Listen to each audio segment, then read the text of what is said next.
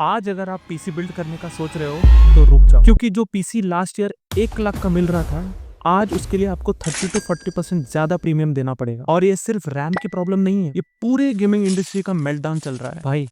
Covid से भी ज्यादा बुरा टाइम आने वाला है। और हाँ, ये सिर्फ रूमर्स नहीं है, जो प्राइसेस हम आज डिस्कस करेंगे वो मैंने खुद ट्रैक किया है। उसको पूरे गेमिंग इंडस्ट्री में हल्ला मचा है कि प्राइसेस बढ़ रहे हैं, गेमिंग का क्या होगा। रैम, एसएसडी और जीपीयूज ने तो गोल्ड और स्टॉक मार्केट से भी ज्यादा रिटर्न दे दिया है भाई लास्ट 3 महीने के अंदर। इस वीडियो में पूरा हम बात समझेंगे, उसका सोल्यूशन भी डिस्कस करेंगे। ये वीडियो के एंड तक तुमको क्लियरली समझ में आ जाएगा पीसी बिल्ड करते वक्त कौन सा डिसीजन लेना है और कौन सा डिसीजन लेने पे तुमको अननेसेसरी महंगा पड़े। तो अभी फिलहाल का अगर आप सिचुएशन देखोगे तो पागल हो जाओगे यार। इसके लिए मैं खुद आपको थोड़े डेटा पॉइंट्स दिखाता हूँ, आप खुद जज कर लो उससे। पहले तो आप एसएसडी का प्राइसेस को देखो। पोर्टेबल एसएसडी भाई जो सबका फेवरेट है, सैनडिस्क का एक्सट्रीम 1 TB जो पहले 10,000 का मिल रहा था वो अभी सीधा 15,000 का मिल रहा है। और सिर्फ पोर्टेबल एसएसडी से नहीं भाई, इंटरनल एसएसडी उसके भी प्राइसेस बहुत ऊपर पहुंच गए। सैमसंग ईवो 500 GB 5,000 से सीधा 15,000 पहुंच गया भाई। और अभी रैम प्राइसेस देखो आप, 16 GB का रैम भाई जो पहले 10-12,000 का कुछ आसपास मिल रहा था वो 25,000 का हो गया। और भाई कॉर्सर तो पागल हो गया है भाई, मतलब 32 GB का जो रैम जो 15,000 का मिल रहा था वो अभी लिटरली 55,000 का मिल रहा है। और सिर्फ रैम का ही नहीं भाई, जीपीयू के भी प्राइसेस अगर मैं आपको दिखाऊं तो 5060 जो एक ठीक ठाक बजट गेमिंग के लिए यूज होता है, जो पहले 30,000 का मिल रहा था वो भी 36,000 का मिल रहा है। और भाई 9070 XT मतलब जिससे पूरा इंडस्ट्री हिला दिया था AMD ने, वो ऑलरेडी MSRP के इतने ऊपर मिल रहा था। हम वेट कर रहे थे कि भाई MSRP पे आ जाए। 70,000 ऑलरेडी MSRP से ऊपर था, वो अभी 80,000 पे पहुंच गया। सोचो यार, जो चीज लास्ट ईयर तक नॉर्मल लग रहा था वो भी लिटरली लग्जरी गेमिंग आइटम बन चुका है। तो अभी समझते ये पूरा स्टोरी है क्या भाई। 2022 के अंदर ChatGPT आया। जैसे ही वो मार्केट में रिलीज हुआ था, बड़े टेक्नोलॉजी कंपनीज में एक जंग सी छिड़ गई, क्योंकि सबको अपना AI मॉडल बनाना था भाई। गूगल ने जेमिनाई निकाला, माइक्रोसॉफ्ट ने कोपायलट निकाला, और मतलब कितने सारे, मतलब चाइना अपना खुद का निकाला, डीपसीक निकाला। पहले तो सिर्फ X जनरेशन करता था भाई AI, फिर उसके बाद धीरे धीरे इमेज जनरेशन भी करने लग गया, फिर अभी पूरा प्रॉपर वीडियो जनरेशन भी कर रहा है। तो सोचो कितनी ज्यादा प्रोसेसिंग पावर की डिमांड चल रही है भाई मार्केट के अंदर। सिंपल लैंग्वेज में अगर मैं आपको समझाऊं तो AI ने गेमिंग के रिसोर्सेज को हाईजैक कर दिया। अब और एक इंपॉर्टेंट पॉइंट समझो, दुनिया में सिर्फ 3 कंपनीज है भाई जो NAND फ्लैश और DRAMs बनाती है। एक है सैमसंग, एक है SK हाइनिक्स और एक है माइक्रॉन। और शॉकिंग बात यह है कि माइक्रॉन का जो एक कंज्यूमर ब्रांड था क्रूशन, जो बहुत बजट के अंदर रैम्स बेचता था, उसको उसने ऑलमोस्ट बंद कर दिया। रीजन सिंपल है भाई, AI में उनको ज्यादा प्रॉफिट मिल रहा है, डिमांड स्टेबल है वहाँ पे। यहाँ पे डिमांड उतना स्टेबल नहीं है कंज्यूमर मार्केट के अंदर। और भाई कंज्यूमर मार्केट जो है वो साइक्लिक है बहुत, और उनको मार्जिन भी कम मिलते हैं। उनको पहले ही वहाँ से बहुत सारे ऑर्डर्स मिल गए।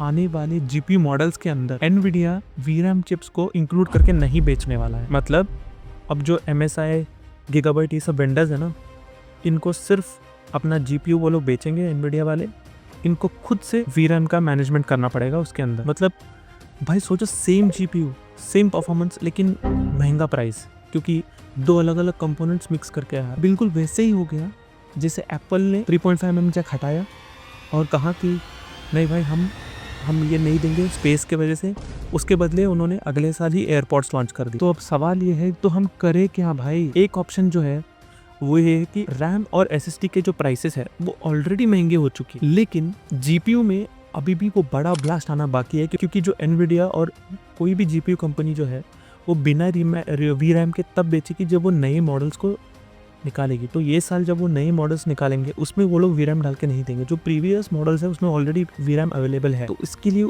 प्राइसेस उतने ऊपर नहीं गए हैं कंपेयर टू रैम। अगर आप अभी सीरियस हो पीसी बिल्ड को लेकर, भाई मैं तो ये सजेस्ट करता हूँ कि GPU खरीद के रख लो अभी, क्योंकि ये जो प्राइस है, ये जो डिमांड है, ये कम नहीं होने वाला है। तो अब GPU और जो भी पार्ट्स रीजनेबल प्राइसेस में आपको मिल रहे हैं उसको आप इकट्ठा करके अभी रख लो।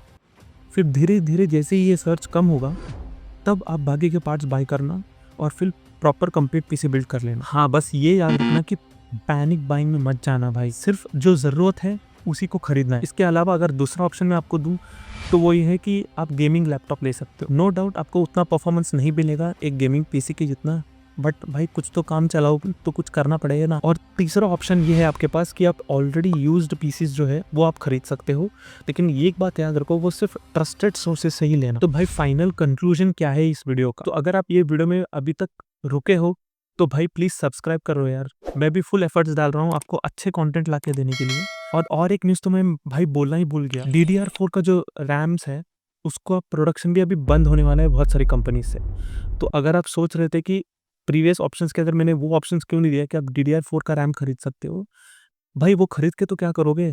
प्राइसेस कब नॉर्मल होंगी, ये आपका पहला सवाल रहेगा। भाई अगर हॉनेस्टली बोलूं तो इतनी जल्दी तो कम नहीं होने वाले, 1 साल प्लस लग जाएगा प्राइसेस को थोड़ा जो इन्फ्लेशन प्राइसेस के अंदर आया है वो नीचे आने के लिए। तो भाई अगर आप मुझसे पूछोगे तो मैं तो पर्सनली ऑप्शन 1 के साथ जाऊंगा, क्योंकि मुझे भी पीसी बिल्ड करना था। मैं भी वेट ही कर रहा था कि MSRP के प्राइसेस पे आ जाए जीपीयू, लेकिन भगवान ने अलग तरीके से मार दी भाई मेरी। तो अभी जो प्राइसेस बढ़े हैं तो मैं क्या कर रहा हूँ, जो भी जीपीयू अभी मुझे रीजनेबल प्राइस में मिल रहा है, जो भी पीसी कंपोनेंट्स है like other than RAM and SSD, मतलब आपका कूलर्स हो गया, आपका कैबिनेट हो गया, वो तो आपका फिक्स्ड है राइट। तो क्योंकि क्या है ना अभी थोड़े टाइम के बाद है ना बाकी के पार्ट्स भी कंज्यूमर सप्लायर लोग जो है ना भाई, वो लोग बहुत स्मार्ट लोग हैं, उनको पता है रैम प्राइसेस बढ़े हैं, सब बढ़े हैं, तो लोग प्रीमियम देने के लिए रेडी हैं।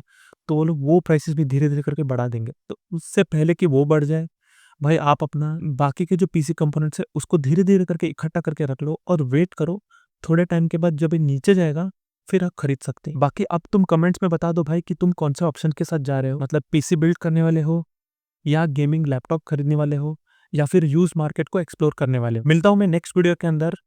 Good bye.